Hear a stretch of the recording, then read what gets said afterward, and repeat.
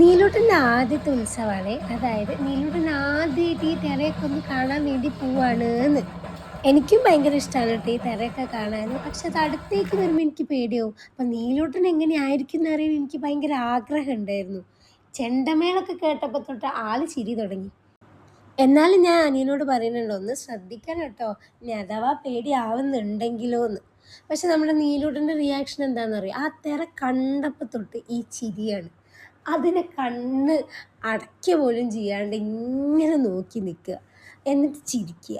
നീലൂട്ടൻ വിചാരിക്കുന്നുണ്ടാവും, ഇവരെന്തിനാ ഈ ഡ്രസ്സൊക്കെ ഇട്ട് ഡാൻസ് കളിക്കണേന്ന്, ഇത് ആദ്യമായിട്ടാണല്ലോ ഇതൊക്കെ കാണുന്നത്.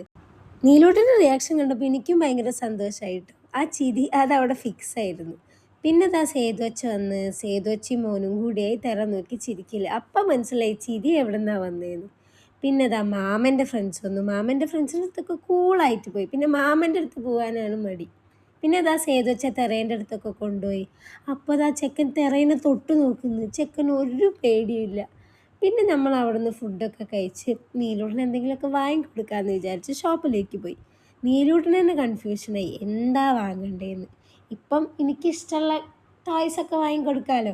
ഇനി അടുത്ത കൊല്ലം തൊട്ട് ഞാൻ ഇവിടെയൊക്കെ എത്തുമ്പോൾ ഓടേണ്ടി വരും.